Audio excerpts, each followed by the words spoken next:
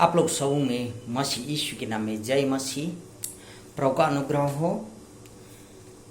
आज का दिन प्रभु ने यह मौका दिया कि आप लोगों के बीच में परमेश्वर का वचन से कुछ बातचीत करें। इसमें आज मैं आप लोगों के बीच में परमेश्वर के लिए प्यासे होना शीर्षक में कुछ बातें करने चाहता हूँ। आज मेरा शीर्षक है परमेश्वर के लिए प्यासे होना या उद्धार के लिए प्यासे होना। मेरे प्रियो, यदि उद्धार के लिए हम लोग प्यासे होते हैं तो सर्वप्रथम हम लोग को समझना होगा उद्धार क्या है। आप उद्धार के बारे में आपका सोच क्या है? हाँ, कोई किसी को कर्जा देता और कर्जा मुक्त करता तो कर्जा से हम लोग उद्धार पाते हैं, वो भी एक उद्धार है। और दूसरी बात, कोई चीजों से छुटकारा पाना ही उद्धार है, यह हमारा साधारण सोच में। लेकिन बाइबलीय सिद्धांत के आधार में पापों से छुटकारा पाना ही उद्धार है बोल के बाइबल प्रश्न करता। मेरे प्रियो, यदि पाप से उद्धार पाना छुटकारा है तो सोचिए, मैंने कभी पाप नहीं किया है। हाँ, आप बोल सकते हैं आपने कभी पाप नहीं किया। या छोटा बच्चा जो भी पैदाइश से हुआ, पृथ्वी में पैदा हुआ 1-2 साल का, कैसे उसने पाप किया और वो कैसे उसने पाप किया, हम लोग बोल सकते हैं। हाँ, आप पर मेरा क्वेश्चन यह हो सकता है। लेकिन बाइबल के अनुसार हम लोग जानते हैं, बाइबल बताती है उत्पत्ति में या शुरू में ही हमारा आदि माता और पिता आदम और हव्वा ने परमेश्वर का आज्ञा उल्लंघन के द्वारा पाप किए थे। मेरे प्रियो, आप जानते हैं आदम हव्वा को जो चीज नहीं करना बोला था वही चीज कर लिया।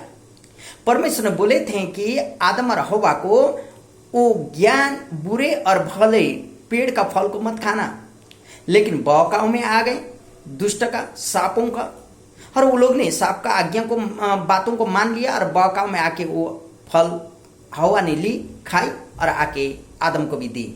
मेरे प्रियो, जिसका चलते परमेश्वर ने दिया वो अजंबरी जीवन लोगों ने या आदम और हव्वा ने मरना पड़ा। और अजंबरी शारीरिक रूप का बात नहीं हो रहा है, यहाँ आत्मा में और परमेश्वर के साथ संगति टूट गया। इससे आगे था कि परमेश्वर अपना संगति करने के लिए लोगों को बनाए थे या आदम हव्वा को बनाए थे।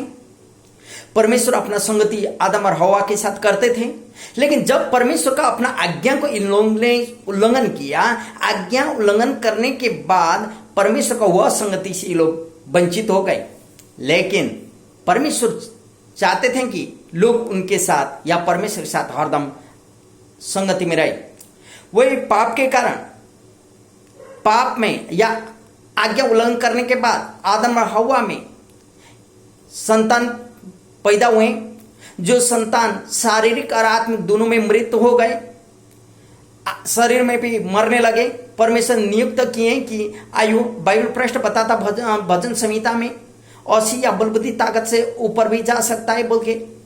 और जब पाप में इंसान पैदा हुए, इधर उधर चलने लगे, वहां हत्या होने लगा, बेविचार होने लगा, हर एक चीज हो गया और पाप और प्रकट होने लगा। बाइबल बताती है ना, तुमने किए हुए गुप्त का पाप मैं प्रकाश में ले आऊंगा। मेरे प्रियो, आदम और हव्वा ने किए हुए छोटा सा पाप को परमेश्वर ने, वो पाप शैतान के द्वारा आया हुआ पाप आगे बढ़ते रहा। परमेश्वर ने उससे छुटकारा देने का अचूक योजना परमेश्वर के साथ था और बनाते रहे।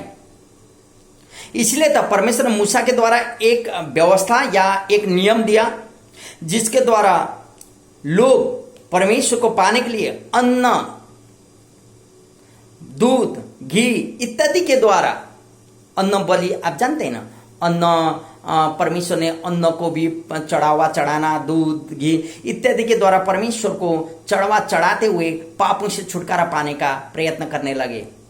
और कोई जीवों को बलिदान, प्राणी को बलिदान देते हुए परमेश्वर के साथ अपना पापों से बलिदान, पापों से छुटकारा पाने चाहने लगे। मेरे प्रियो, इसलिए तो परमेश्वर को शाकाहारी और मांसाहारी दोनों तरीका से देखने लगे।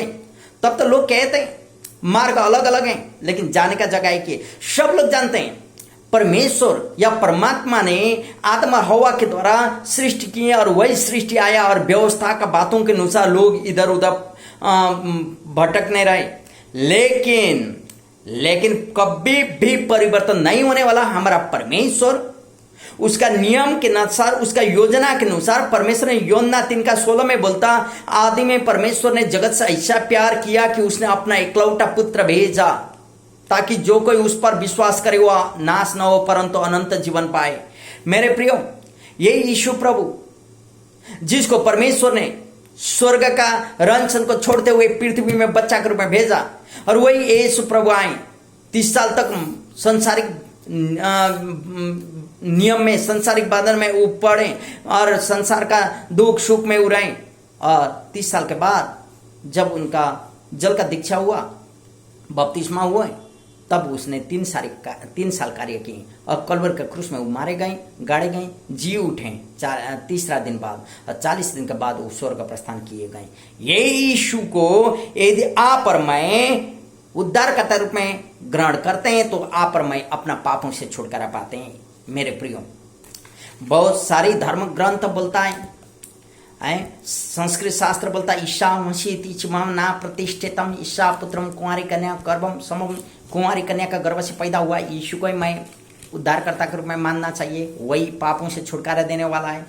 यह कैसे संभव हो सकता है? तो यीशु प्रभु को ग्रहण करने के लिए और मैं पापी हूं बोलने के लिए, अभी मालूम है कि जन्म से ही आप और मैं पापी हैं, तब तो हम लोग को ग्रहण करना होगा। बाइबल प्रश्न बताती है, जो लोग मैं अपने आप को पापी हूं बल्कि मान लेता है उसी का पाप क्षमा होता है। मेरे प्रियो, इसलिए यह संभव तब होता है। भजन संहिता 63 अध्याय में हम लोग पढ़ते हैं, भजन संहिता का 63 अध्याय में ऐसा लिखता कि यहां बोलता, हे परमेश्वर, तू मेरा परमेश्वर है, मैं तुझे यत्न से ढूंढूंगा, सूखी और निर्जन ऊसर भूमि पर मेरा मन तेरा प्यासा है, मेरा शरीर तेरा अति अभिलाषी है। इस प्रकार से मैंने पवित्र स्थान में तुझ पर दृष्टि की कि तेरी सामर्थ्य और महिमा को देखूं, क्योंकि तेरी करुणा जीवन से भी उत्तम है, मैं तेरी प्रशंसा करते रहूं।